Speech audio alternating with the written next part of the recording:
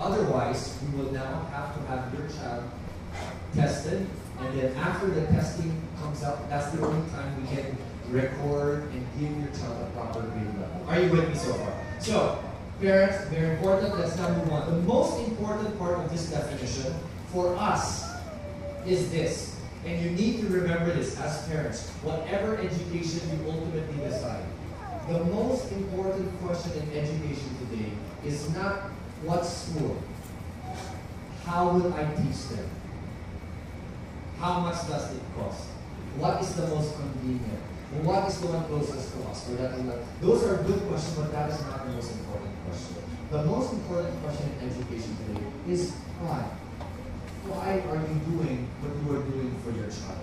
And you will see that translate into small moments. Some of you might have had this where your child will say, Mommy, why am I taking this Singapore map? What's your answer? Basta anak, obey. Or, someday you will become very smart. Basta you do it. Mommy, why do I have to take Mandarin? And ballet class, and equestrian. I know someone like that. And I come home at 7 p.m. And then I sleep and I wake up early in the morning to go to the same motion. Why? What is our answer as parents? Because I'm a tiger mom. I want to be like her. The answer to the why is the most important factor in your decision to educate your children. We need to remember that. I did not know my why. And I had so many whys growing up. And maybe many of us are still thinking, why? Why did Mama get wrong? Some of you are saying, you know what? Half of the things I studied, I don't even apply. Am I right? So we need to have the answer to why. And as we go to the why, our proposal is that is ultimately our end goal. If you really ask yourself the question, okay, what is the purpose of doing this format, or this learning, or this class, or this teaching, or this insight? Why am I exposing my child to that? That should ultimately point them to your end goal. I would like my child to become this. That is your why, and now you have to do that because someday you will become this. Are you with me so far? Now, I will not leave you with a question mark on that goal. When we wrap up our time this morning, I'm going to help paint for you a picture that we proposed, that we have embraced. What is the end goal? We'd like to think that the end goal for us as parents, the ultimate why, is true success. Now, what is true success? That's what we're going to propose later. Is it lots of money? Is it power? Is it fame? Maybe. Maybe something loftier, something bigger. So I'll propose that later as we wrap up. In the meantime, can we read once again what is our working definition for today? Homeschooling is?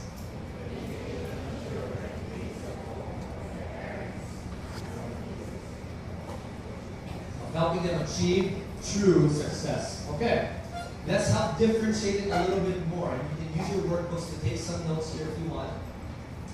A conventional school and our program, TMA Homeschool, so that it's a more focused comparison.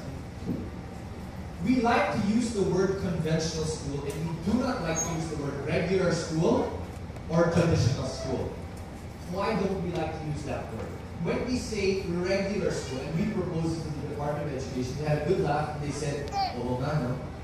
I proposed it, I said, when we say regular school, like the Blue School or the Green School, or many other good private schools, and even public education, regular school, we don't like to use that because that means that homeschoolers are irregular. And I've seen it myself. I thought they were irregular. That's why I was like, homeschooling, weirdo. But I saw it myself, and we're experiencing it. And I'll show you data, hard data, even in our program that shows homeschoolers are not irregular. If anything, they're actually quite supernatural. They're doing amazing things. One guy just sold his business for $2 billion to the largest social media networks like Facebook. Are you familiar with Tumblr? TUMBLR? Was sold by a gentleman who was a homeschooler. $2 billion, not bad, right? So homeschoolers, like I said, if anything, are supernatural.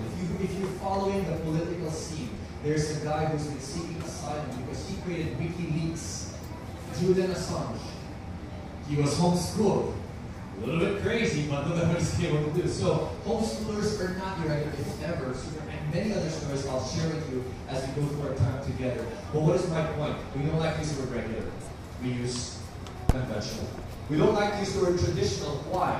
And here's some, for those of you that like to do some solid reading. It's a book called Schools That Learn.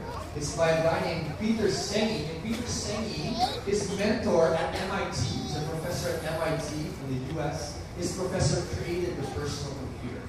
So a pretty smart mentorship line there. And what he proposed in the book Schools That Learn is if we look at education today, and what is really available. Kasi tayo, mga Filipinos, kung nakasanayan na, keep going, right? In English, if it ain't broke, why fix it? Keep going. So he opened up my eyes when he said, if you look at the world today, the system that we came from, does anybody here homeschool themselves based on the definition that we look at here? Right? We're all a product of the conventional school. What did that look like? Let's take a look again. When he opened up, Peter saying the perspective on school, he said, look at the schools that we came from today. And those schools are the majority of the systems that are present today. And it's not called traditional, it's called the modern school system. So I go, what? I heard him speak as he launched the book here in Manila. And then Peter saying carried on and said, yes, if you look at the school systems that we came from, and maybe some of our children are in, where did it start? And if we trace it back, it finds its roots in the industrial age. A couple of 150 years ago or so. Industrial age, Europe, England, the next generation of people are being trained because the economy is being fueled by industrial age. What does industrial age look like? I'll show you. A mom or dad who used to be based at home in the fields during the agricultural age is now saying, I've got a job at a factory. So Monday to Friday, here's what the dad or the mom or both will do. I will wake up at 6 a.m., get changed at 6:30, I am at the bus stop. The bus will take me to the factory that I'm assigned to. At about 7 o'clock, we're all stabilizing. At 7:30, there's a bell that will sound. A bell, does that sound familiar? And then the workstations are spread out. We're at the workstation. We do our work. Somebody goes around and supervises. And then there's a recess bell, a lunch bell, and then a dismissal bell. We fall in line, go into the bus, sent back home. Monday to Friday. Those were the parents working in the industrial age. So, these